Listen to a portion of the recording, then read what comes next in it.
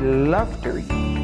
I got the newspaper and I saw on it that there was vacancy for prospective student nurses.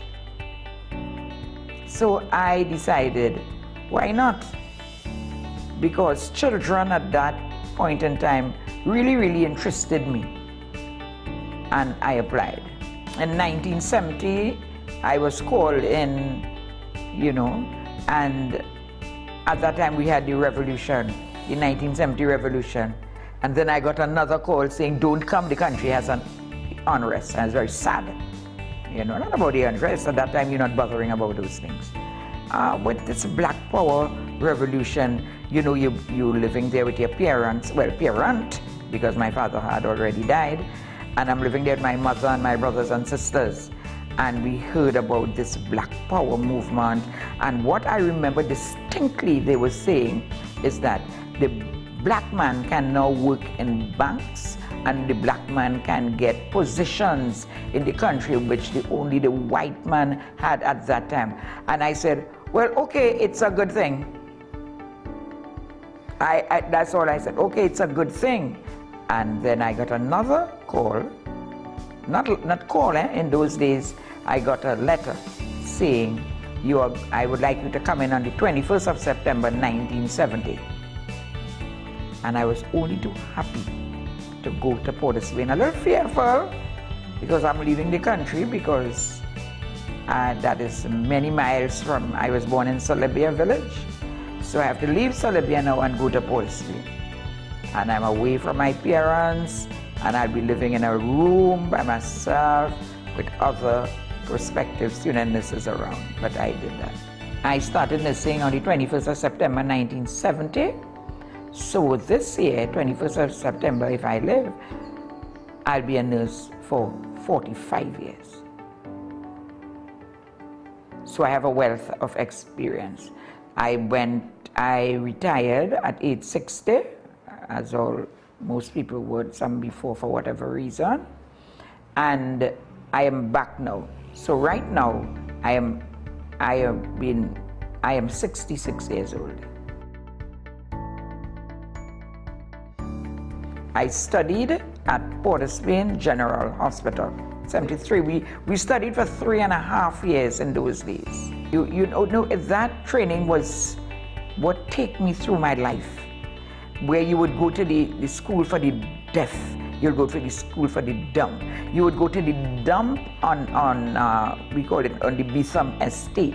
They would take you to Wassa. It was a comprehensive, because you want to know the water that is coming, where is it coming from? What are the channels it's passing through for you to drink, for the patients to drink, for, throughout the country. You need to know that as a nurse.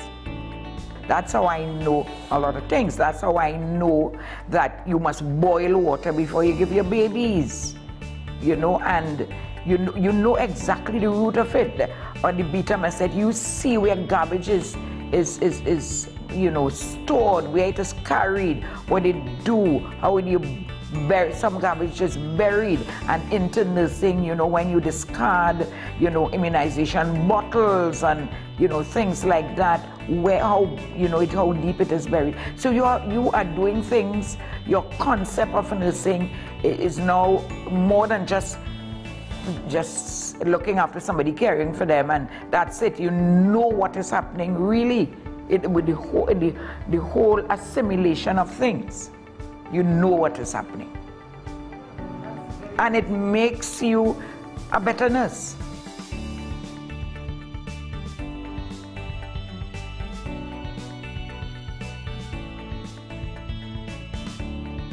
I was there when the regional health authorities came on stream. I was working with the Ministry of Health, and I made that transition, where we call the head office now, that is Super Care building. When they were just setting up, that was the only building. In Port of Spain, you caring for people, and then they leave, and you may never see them, not in Sangre Grande. You're working there now like if it is family, because it's a small amount of people, 6 wards, and it was a closer bonding. between staff and clients.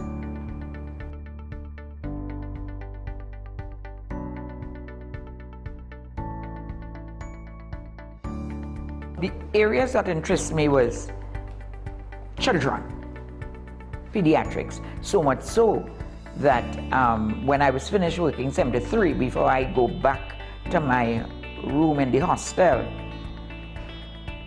I would help along with the other shift that comes on, 73.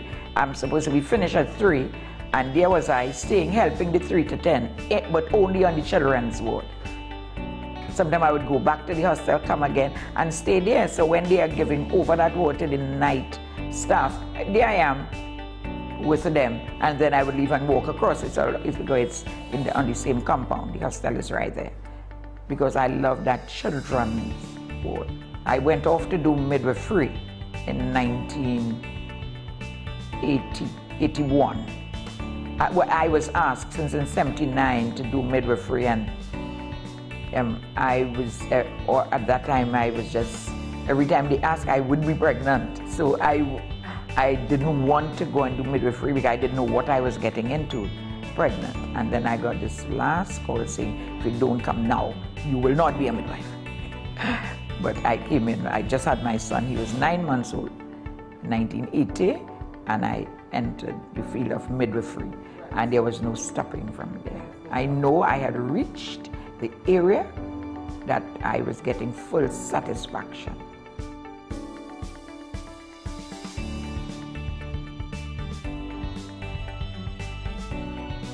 To be a midwife, in the first place, to be a midwife, you must deliver 3 babies at home, but you are under supervision by qualified midwives. So people who are going out there looking for home deliveries are pupil midwives. So then you have the midwife, the qualified midwife would come and supervise you. So there's a process that you go through, your book. There's a criteria to know the baby can be born in that setting. And if you think it can be born in that setting, you create it. So in Gonzales, there was this young lady, and you must have a baby. Your first child cannot be born at home. Between the second and the 5th child will be born at home. So she had 2 children already, and she wanted the 3rd one to be born at home. And I checked out the area, not exactly what they said, but I created the area that they wanted, because she really wanted the home delivery. The thing is that you must have running water, you must have lights, you know, the illumination must be, because you are doing a delivery, you need to have this light. So you must have that. The bed must be a certain height. So when I say I create, the lady has a low bed and not too far from the floor, because that is her social, how it is socially. She's living in this little room and so on, and the bed must, I created the height. I got blocks. I put it under the bed feet, and I created the height that was the stipulation. She would not have running water in Gonzales when I was doing my midwifery. She didn't. I didn't know if Gonzales generally had running water. She didn't have any running water. So I made certain that she had water that in her drums, and they were covered. So I used that. Her lighting was there were just like 2 bulbs. She had electricity, but it wasn't very bright also. And I got some bright bulbs for her, because I know I must have 3 home deliveries before I become a midwife. So I will do everything legally to make sure that it is like that.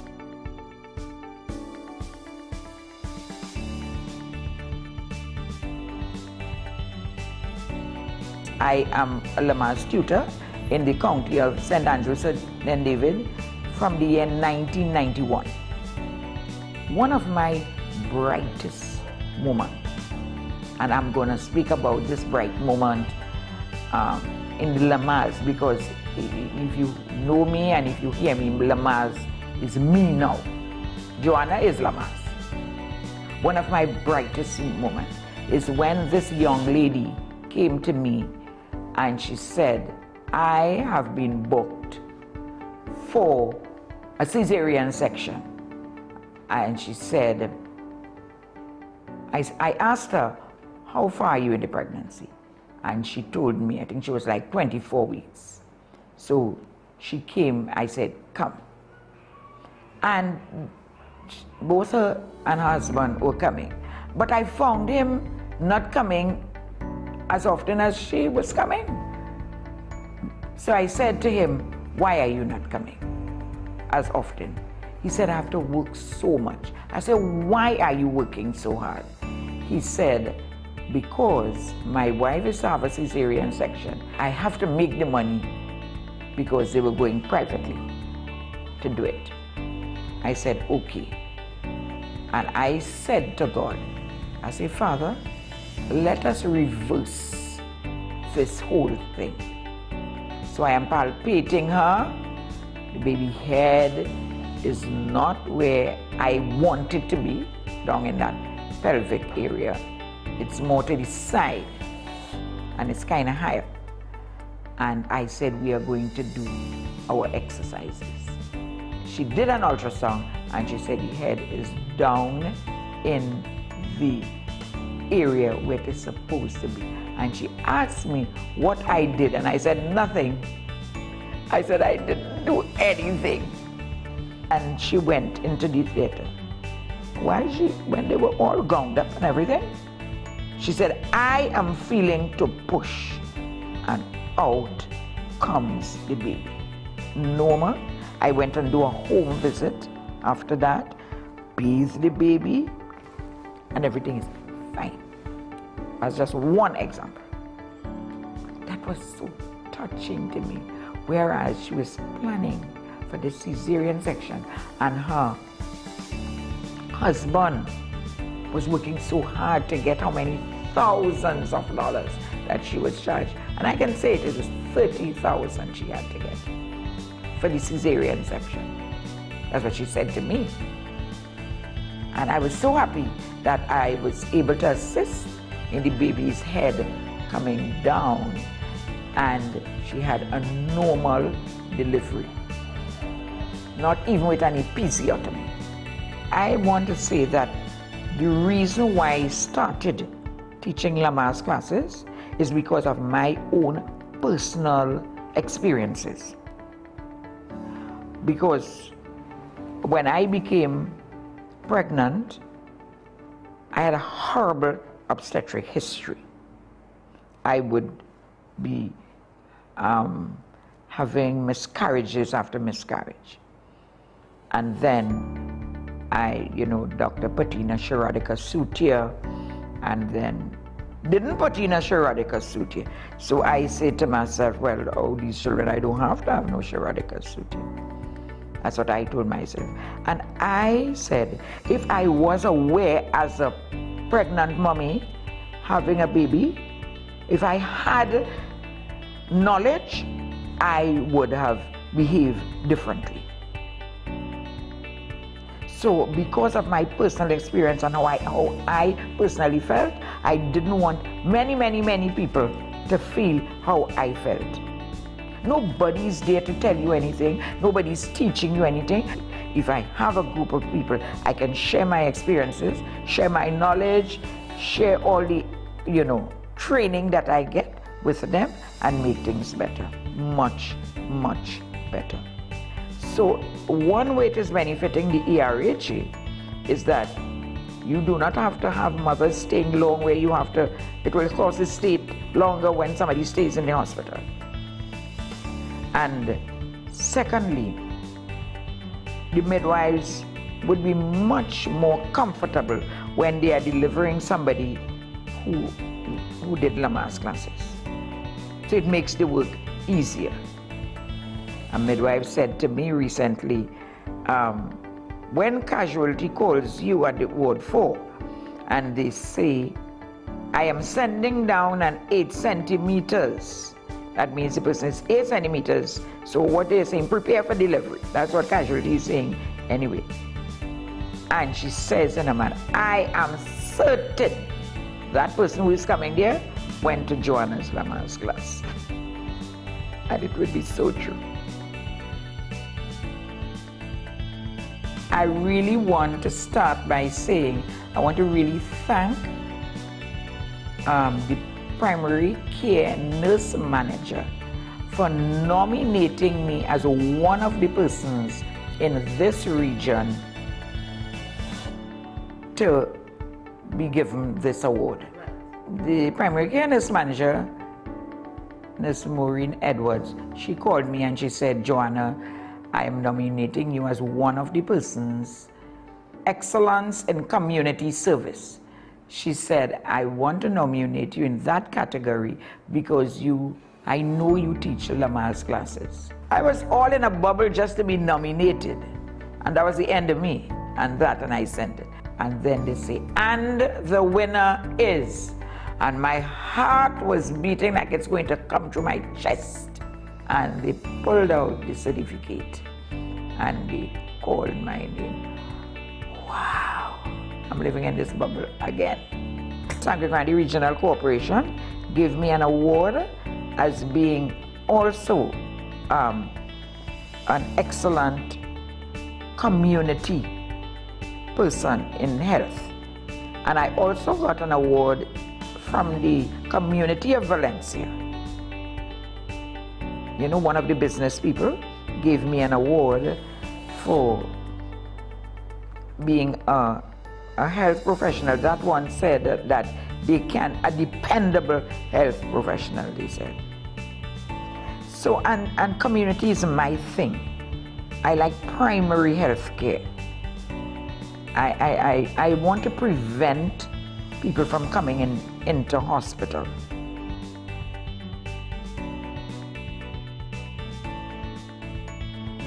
What I would say to new nurses coming in, have a passion for what you are doing. If you don't have a passion, you will do it like it is a job. It is not a job. You must have a passion for what you are doing. It does not make any sense to come into a profession like nursing if you don't have a passion. It doesn't make sense at all. It really starts at the home, you know, how you were trained by your parents. You obey persons in authority, and there would be the old nurse. When I was training as a nurse, that would be there. You are taking up a client, because after a while they say don't say patient, say client. You're taking your client to the, let's say, to the theater, the operating theater. And you cover up, you're not exposing anybody, and you carry them there. And on your way back, you remember you are covering the client with a blanket, just giving an example. And when you come back, you forgot the blanket, you left it in theater. And the sister in charge of the ward would say, where is my blanket? Go get my blanket. I didn't see that as being talking down to you or anything like that. And I would quickly go back because I respected her. I hearing like mommy talking there. So I go get the blanket and I come back. But in the times in which we are living now, you have to be very careful how you speak to people generally, not even nursing. Senior nurses were like mother figures because you're looking like they know it all. And you are now coming to learn.